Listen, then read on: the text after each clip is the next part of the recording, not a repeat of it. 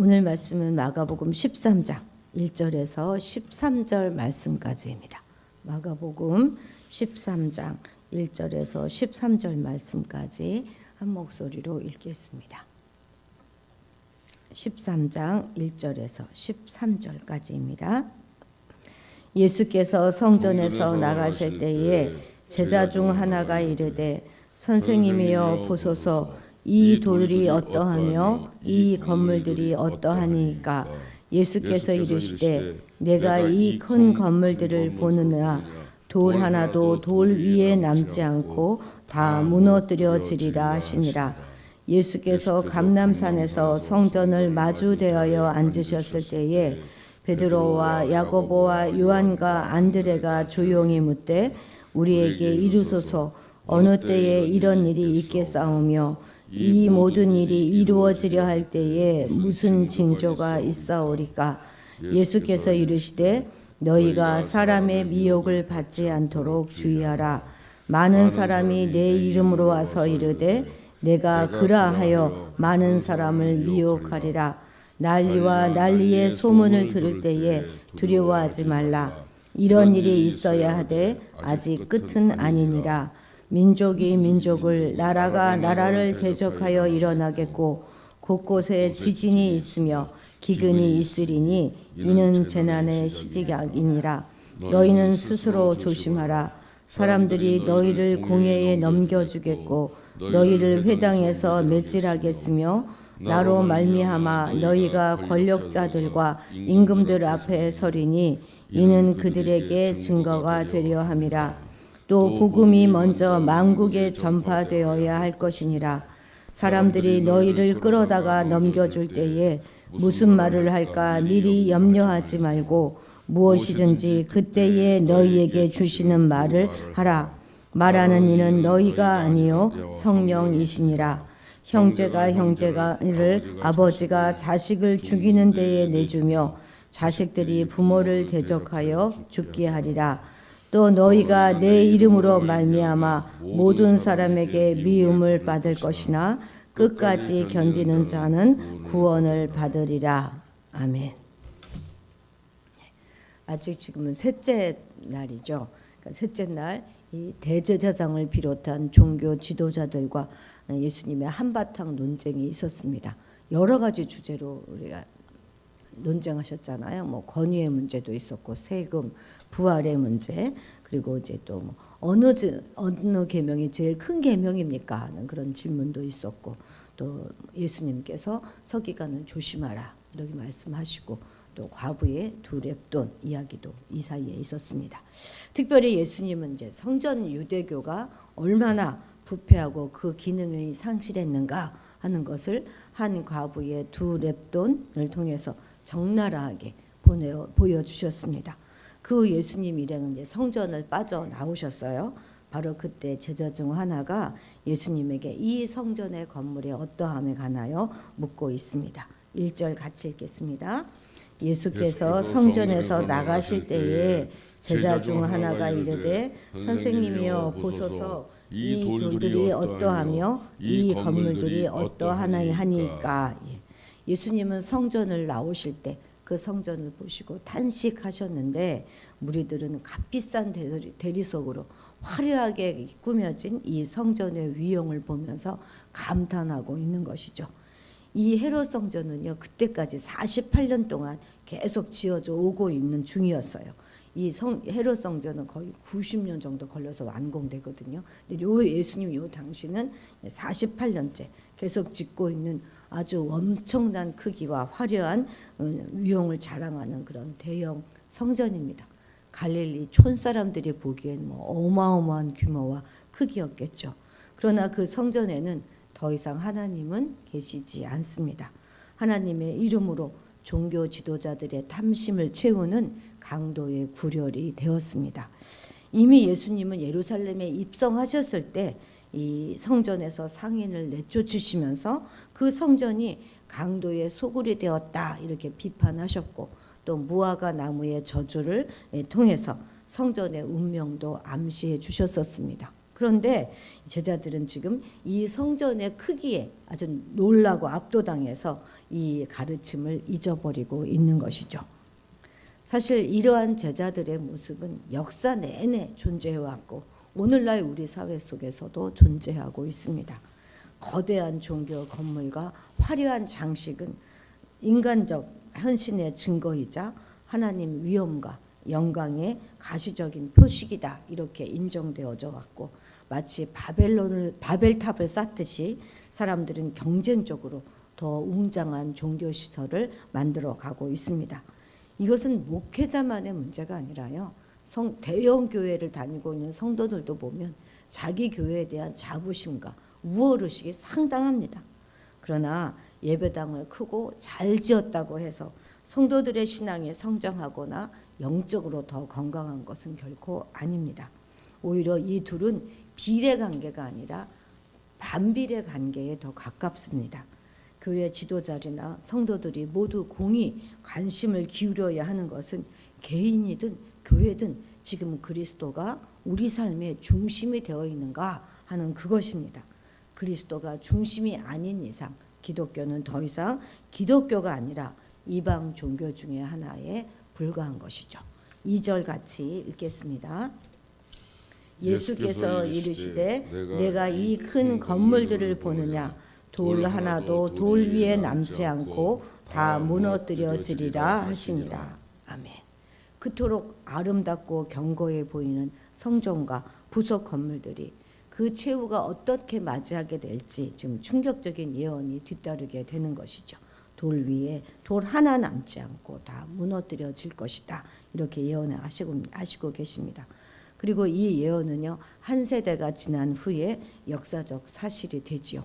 AD 70년 4월부터 9월까지 예루살렘은 이전에 없었던 역사상 가장 큰 비극을 맞이하게 됩니다. 성전이 이 티투스 장군에 의해서 완전히 초토화되었던 것이죠.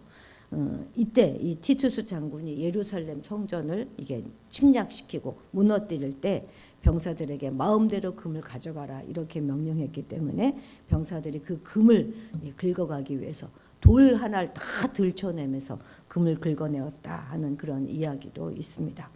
이처럼 헤롯 성전의 무너짐에 대한 예언과 성취는 신자와 교회의 열심이 어디에 있어야 하는가 하는 것을 잘 보여주고 있습니다.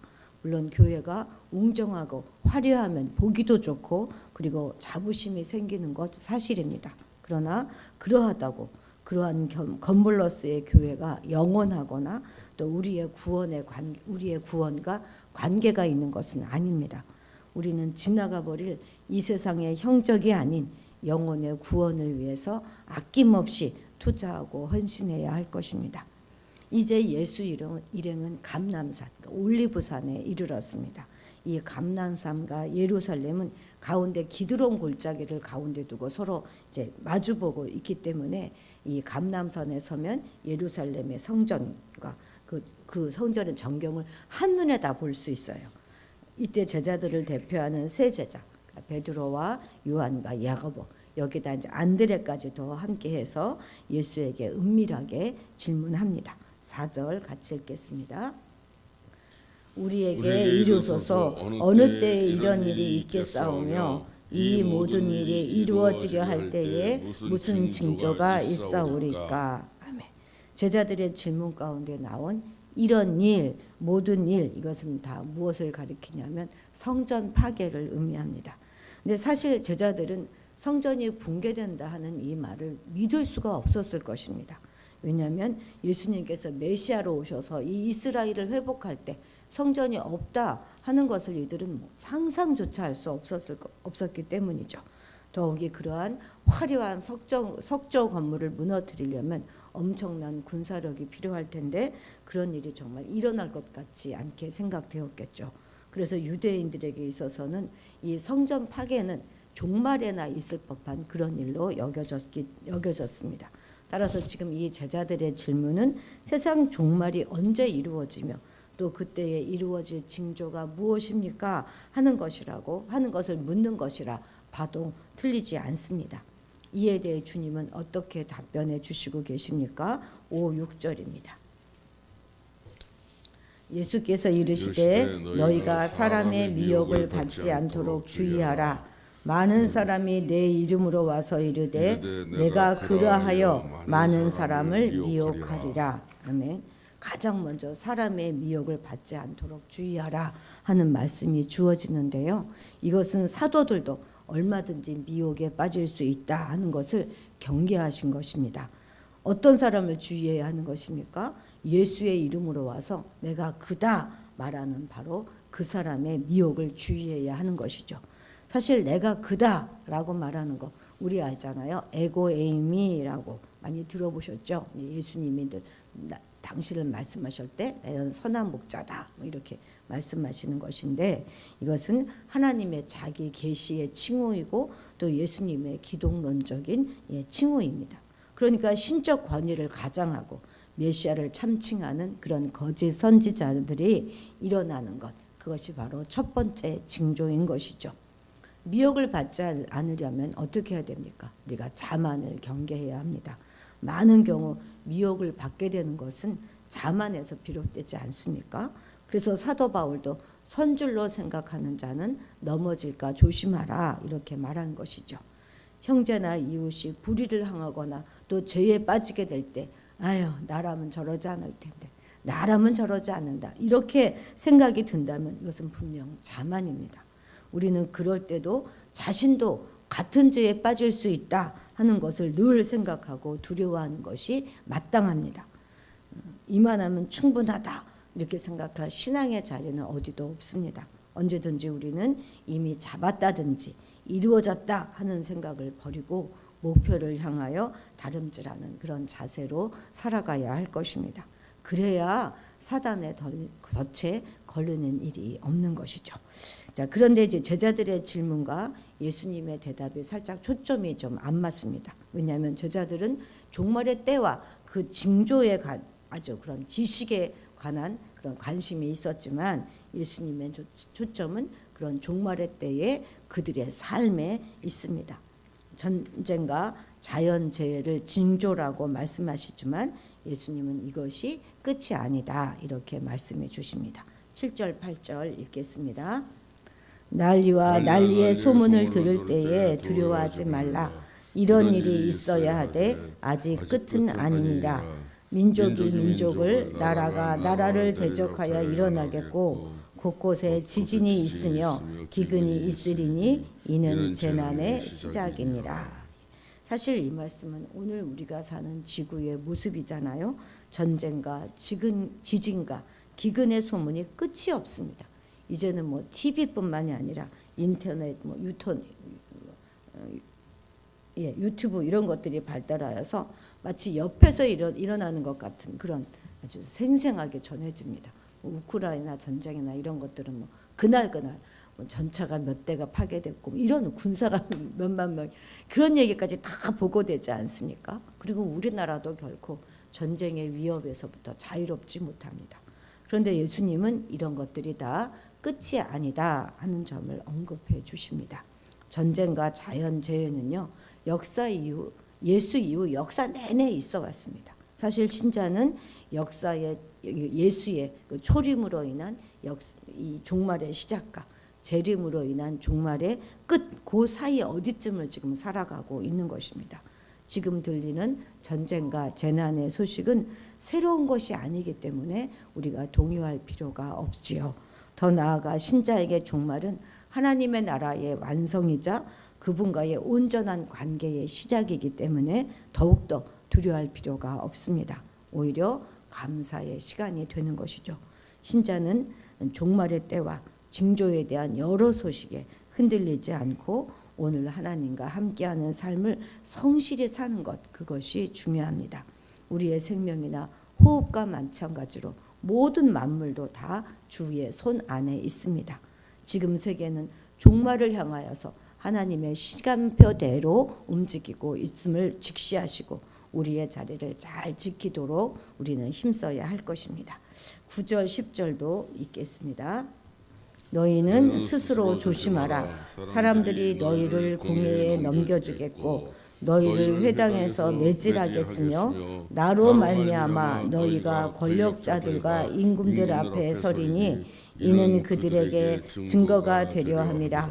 또 복음이 먼저 만국에 전파되어야 할 것이니라. 아멘. 그런데 이런 모든 핍박 과정을 통해서 성도들이 그리스도의 증인이 되어서 사람들 앞에 서게 될 것이다 말씀해 주십니다. 세상 권력에게 고난당하고 그들 앞에 끌려가는 것은 제자들에게 피할 수 없는 그런 숙명이라는 것이죠. 여기서 넘겨지고 매질당하고 끌려가 왕 앞에 선다 하는 것은 제자들 역시 예수님의 운명을 따르는 그런 사람이 될 것이다 하는 말씀입니다.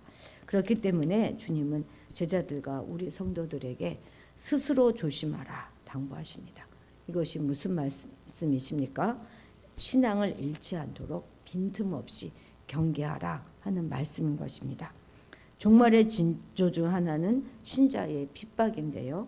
이 역시 예수 이후에 계속된 상황이기 때문에 어떤 면에서 종말을 알려주는 그런 결정적인 증거는 될 수 없습니다. 오히려 신자가 종말의 시기를 지금 살아가고 있다 하는 증거가 되는 것이죠. 그렇기 때문에 중요한 것은 상황과 상관없이 복음에 합당한 삶으로 살아가면서 버티는 것입니다. 개인의 죽음이 먼저일지 아니면 주님의 재림이 먼저일지 알 수는 없지만 어느 것이든 신자에게 구원의 완성을 줄 것이기 때문에 믿음과 소망의 눈을 놓지 않고 진리 안에서 사랑의 삶을 지속하며 살아가야 하는 것입니다. 그런데 제자들의 이런 고통의 현실은 다만 멸망의 징조가 아니라 복음이 온 열방에 전파되는 그런 과정 중에 하나인 것입니다. 참으로 안타까운 현실은 제자들이 넘겨질 때 넘기는 이들은 가족이 될 것이다 하는 것입니다. 바로 12절 말씀이 그거잖아요. 물론 이 상황을 천편일률적으로 볼 필요는 없지만 제자들의 공개적인 핍박을 일반적으로 강조하고 있는 그런 말씀입니다. 제자들이 당할 이러한 현실은 예수의 이름 때문에 그리고 예수와 복음을 위하여 겪는 숙명이자 우리의 영광입니다. 그래서 그들은 끝까지 견뎌야 하는 것이죠. 13절 같이 읽겠습니다. 또 너희가 내 이름으로 말미암아 모든 사람에게 미움을 받을 것이나 끝까지 견디는 자는 구원을 받으리라. 아멘. 교회의 지난 역사는 사실 핍박의 역사라고 해도 과언이 아닙니다. 종말이 이미 시작되었다는 말이죠. 따라서 종말과 핍박보다 더 집중해야 할 것은 복음에 합당한 삶으로 오늘을 버티며 사는 것입니다. 끝까지 인내하는 것이죠. 오늘 우리도 그 인내의 하루를 살아가시게 되기를 바랍니다. 기도하시겠습니다. 하나님 아버지, 우리도 눈에 보이는 외형에만 집착하지 말게 하시고 하나님과의 관계가 더 중요한 마지막 때를 살아가고 있다는 사실을 한시도 잊지 않게 도와주옵소서. 자만을 버릴 수 있도록 도와주셔서 우리도 언제나 유혹에 넘어갈 수 있는 연약한 자라는 사실을 깨닫고 늘 겸손히 성령님과 동행하는 삶을 살아가게 하옵소서. 마지막 때의 시간과 징조에만 관심이 있는 우리가 아니라 마지막 때이기 때문에 더욱 성도로서의 합당한 삶을 건강하게 살아가게 도와주옵소서. 끝까지 견디는 자가 구원을 얻는다 하는 말씀 기억하고 힘들고 어려운 상황 속에서도 믿음으로 버텨내며 복음 전파를 위해 순종하는 그런 성도가 되게 하옵소서. 감사드리며 예수님의 이름으로 기도드렸습니다. 아멘. 오늘은 북한을 위해서 기도하는 날입니다. 간절히 기도해 주시고 그리고 이제 중고등부 우리 학생들을 위해서 기도해 주시기 바랍니다. 주님의 이름을 크게 부르고 기도의 자리로 나아가도록 하겠습니다. 주여!